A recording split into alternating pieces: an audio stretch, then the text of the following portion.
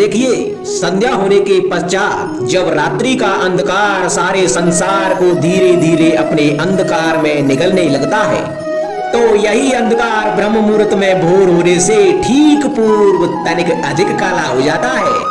कुछ समझे, हमारा जीवन भी कुछ ऐसा ही होता है। जब हमारे जीवन की समस्याएं कठिनाई अपने अंत पर होती हैं, तो यही समस्याएं कठिनाई एक भीषण रूप लेकर हमारे समक्ष खड़ी हो जाती हैं और ऐसी परिस्थितियों में अधिकतर लोग हार मान जाते हैं, भय खा जाते हैं। परंतु ऐसी स्थिति में आप हार ना माने, भय ना खाएं, दृढ़ रहें, निरंतर आगे बढ़ते रहें।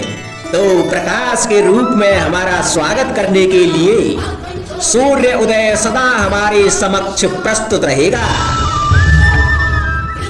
आपने बरगद के वृक्ष को देखा है, जितना विशाल उतना दृढ़।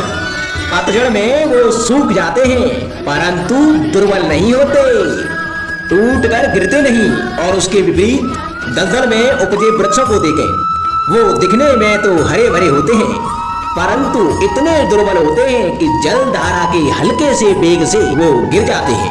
परंतु ऐसा क्यों होता है? इसका कारण है जड़ें। जिसकी जड़ें दृढ़ भूमि में है वो हर चक्रवात, हर अफवाह को सह लेता है। जो दलदल में है वो स्वयं की जड़ों को दुर्बल बना लेता है। कुछ ऐसा ही मनुष्य भी होता है जो अधर्म, कुकर्म, असत्य की धरा पर उपजा है। वो कठिन समय की एक मार भी नहीं सह पाता। और जो मनुष्य सत्य और धर्म की धरा पर उपजा है वो हर समस्या से जूझ कर आगे निकल जाता है और सफल हो जाता है। अब आप पर निर्भर करता है कि आप क्या बनना चाहते हैं। हमारे जीवन में मित्र और शत्रु बड़ा ही महत्व रखते हैं। यदि गंभीरता से सोचा जाए तो ऐसा कोई क्षण नहीं जब हम अपने मित्रों के बारे में ना सोचते हों या फिर शत्रुओं के बारे में। हमारा हर कार्य या तो हमारे मित्रों के हित के लिए होता है या फिर हमारे शत्रुओं के अहित के लिए।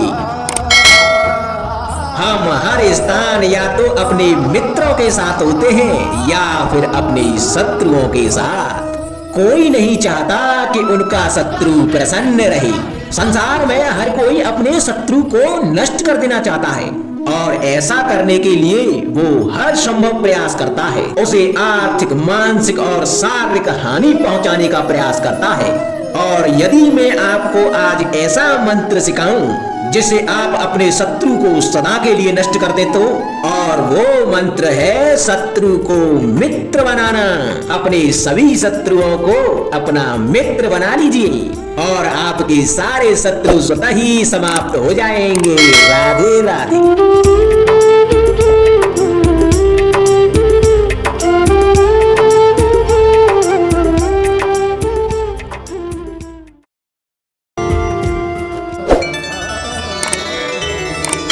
संगति या साथ, मित्र और साथी मनुष्य के व्यक्तित्व के लिए सबसे महत्वपूर्ण होते हैं।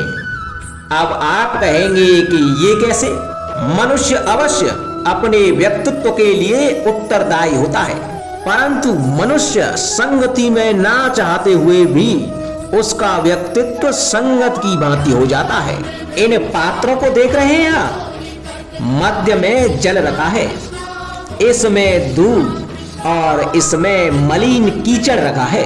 यदि मैं इस जल को दूध में मिलाता हूं तो यह जल दूध बन जाता है और यदि इसी जल को इस मलिन कीचड़ में मिलाता हूं तो यह जल या मलिन कीचड़ में परिवर्तित हो जाता है। हाँ, ऐसी कोई युक्ति नहीं कि जल बिना घुले मिले दूध या कीचड़ में अपना अस्तित्व बनाए रखे या इनसे अलग बना रहे। और ठीक ऐसा ही मनुष्य के जीवन में भी होता है कि यदि एक गुणहीन व्यक्ति गुणवानों की संगत में बैठे तो उसे भी गुणवान समझा जाता है, सम्मान का पात्र समझा जाता है। और यदि एक गुणवान व्यक्ति गुणहीनों की संगत में बैठे तो उसे भी तिरस्कार मिलता है। इसलिए अपने जीवन में संगति सोच समझकर सावधानी से चुनिएगा। कभी खेत में किसी किसान को खेती करते देखा है? वो उसे सींचता है, जोतता है, पशु पंछियों से खेत की फसल की रक्षा करता है, परंतु एक बात का वो सबसे विशेष ध्यान रखता है कि कहीं खेत में खरपतवार न उग जाए, क्योंकि एक खरपतवार का लान खेत की सारी फसल को नष्ट कर सकता है। ठीक उसी प्रकार यदि वंश की कोई संतान खोटी निकल जाती है तो वह समूचे वंश का सर्वनाश कर देती है। इसीलिए संतान के लालन पालन में ध्यान देना आवश्यक होता है, क्योंकि संतान वो फसल होती है जो वंश की आने वाली पीढ़ी को महान बना सकती है या फिर वंश का पतन भी कर सकती है। मनुष्य के जीवन में संतान का बहुत महत्व है। उस संतान के लिए वो कितने कष्ट सहता है, उसे पालता है, पोसता है, और यदि यही संतान उसके संताप का कारण बन जाए तो क्या ये उसका दोष है? अधिकतर ये दोष हमारे लालन पालन का होता है। बचपन में बालक के हठ को मानकर हमें आनंद की अनुभूति अवश्य होती है, परंतु धीरे धीरे अपने बालक के हठ को मानकर उसके हठ के दास हो जाते हैं। एक हड्डी उद्दंड और असंस्कारी संतान उस सूखे वृक्ष के समान होती है कि यदि उसमें आग लग जाए तो वो सारे वन को भस्म कर डालती है। और स्मरण रहे, जब उसमें अग्नि लगती है तो वह सबसे पहले स्वयं के घर को ही भस्म करती है। इसलिए जब आवश्यकता हो तो अपनी संतान के हठ का विरोध करें, उसे रोकें, क्योंकि समय रहते ऐसा ना किया गया तो भविष्य में इस समस्या के परिणाम गंभीर हो सकते हैं। प्रतिज्ञा, वचन, ये सब मनुष्य ने समाज को सही दिशा में रखने के लिए बनाए हैं। वो मनुष्य ही क्या जिसके जीवन में नियम ही ना हो, जिनका वो पालन ना करे, परंतु समय के साथ चलने के लिए नियमों को भी बदलना आवश्यक होता है, क्योंकि ये आज का समय ही तो है जो बीत जाने के बाद इतिहास बन जाएगा। यदि आवश्यकता पड़ने पर नियम और प्रतिज्ञा भंग न की जाए, समय की मांग के प्रतिरूप अपनी प्रतिक्रिया न बदली जाए, तो इतिहास हमें कभी क्षमा नहीं करेगा। आवश्यकता पड़ने पर आपकी तोड़ी हुई एक प्रतिज्ञा, एक बंधन कभी कभी पूरे मानव इतिहास को बड़े विनाश से बचा सकता है। इसलिए नियम, प्रतिज्ञा, वचन कुछ नहीं, कुछ है तो केवल समय, अर्थात जिसके अनुरूप चलने वाला ही सफल हो सकता है। कभी किसी पंछी को घोंसले की नींव बनाते देखा है? अथक परिश्रम करके तिनका तिनका बिटोर के वो पंछी अपना घर बनाता है, अपनी संतान के लिए एक सुरक्षित घर बनाता है।